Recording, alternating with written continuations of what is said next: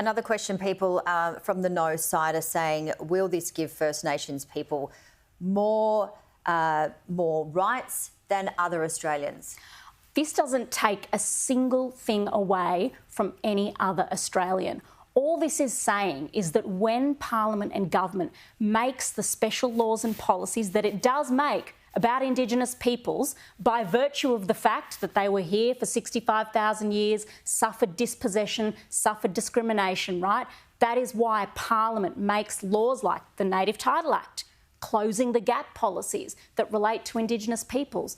This is simply saying that Indigenous communities should be able to give advice on those laws and policies so better bang for buck can be achieved and better practical outcomes can be achieved. So I don't think it provides special rights. In fact, and I don't think it takes anything away from us, non-Indigenous people, but I do think we all win if this succeeds, because what it will be doing is finally including the one group, the Aboriginal peoples, who were explicitly excluded from the Constitution in 1901. It's finally correcting that original omission, but doing it in a practical way, not just a symbolic way, but a practical way that over time will help Australia close the gap.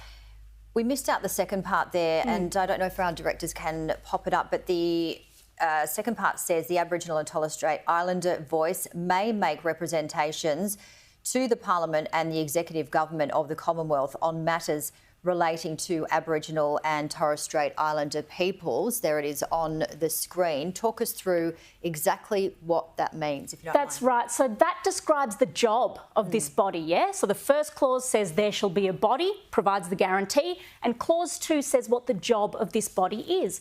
And it says the Aboriginal and Torres Strait Islander voice may make representations to the Parliament and the Executive Government of the Commonwealth on matters relating to Aboriginal and Torres Strait Islander peoples. So what would be some examples? So, for example, a change to the Native Title Act, so closing the gap policies, things like that. And what's really important to understand is may make representations. That's just a more legally modest way of saying that it can give advice. And, you know, back in 2014, when constitutional conservatives like the now Liberal MP, Julian Leeser, sat down with experts like Professor Anne Toomey and Indigenous leaders like Noel Pearson, when they sat down to craft the original iteration of this drafting, off the back of 100 years of Indigenous people asking for a voice, they used the word advice. And then over the next 8-9 years, legal experts around the country switched from the word advice to representations to make doubly, triply sure that no one could argue that advice by convention should be followed in the same way that advice from ministers to the Governor-General by convention should be followed. So that's very important for your watchers, your viewers, to understand that the word representations is even more legally modest than advice, because it makes sure that Parliament and government stay in charge, you know. And what's the advice on?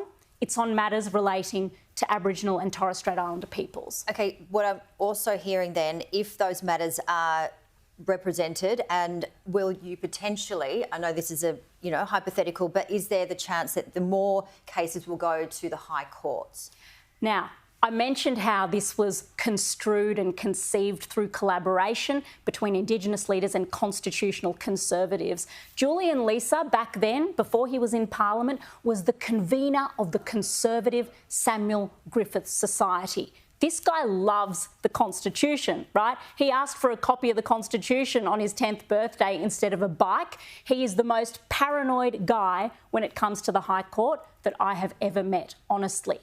He wrote about this amendment in 2016, long before Labor was pushing this. He wrote, "This is the kind of clause that Griffith, Barton and their colleagues might have drafted had they turned their minds to it. This is modestly drafted precisely to minimise High Court intervention and to keep Parliament in charge. This has been meticulously refined over 8-9 years with the leading experts around the country to make sure that we are not tied up in litigation and, in fact, that Indigenous people are empowered, their voices are empowered, but it is done in a way that upholds the Constitution, fits with the Constitution and completely respects the Parliament. The Liberal-appointed Solicitor General said that this would be an enhancement of our democracy, and he is joined by other leading Liberals like the New South Wales Liberal leader, Mark Speakman, a very respected barrister, who agrees that this is modest and it would be an enhancement of our democracy, not to mention all the majority weight of legal opinion that endorses this as legally sound. So I think this was the safest, most pragmatic and practical option for constitutional recognition of Indigenous peoples that was ever on the table.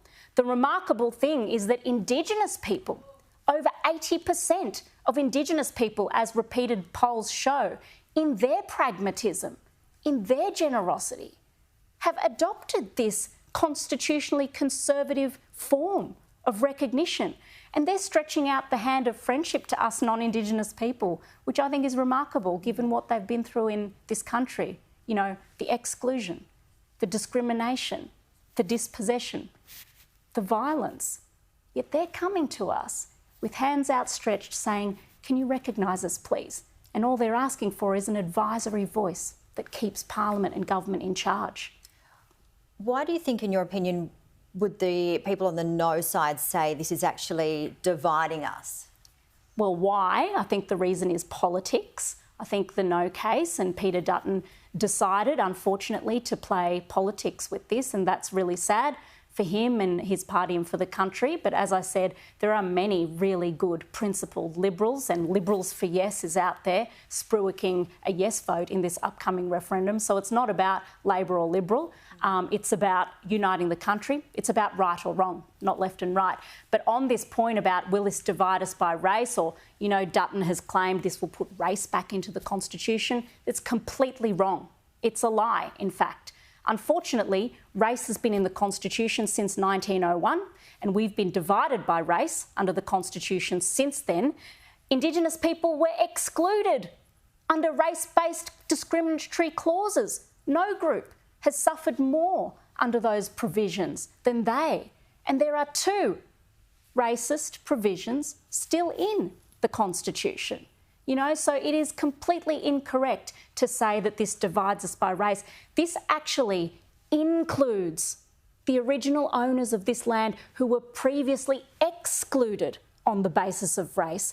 This is about making a commitment to listening, to partnership, unity, you know, in contrast to the division and exclusion of the past. So this is about unifying, not dividing. We have to wrap it up, unfortunately, but as a constitutional lawyer, in Australia, 8 out of 44 have been successful, so only 8 have won out of the 44. Not a great track record. It does look like, at this stage, the polls are saying it is going to be a no. In general terms, in constitutions, why do the majority of them fail? It's a high threshold. You know, a successful referendum requires a majority of voters in a majority of states. So 4 out of 6 states need to vote yes, and a majority nationally. But this is not over yet.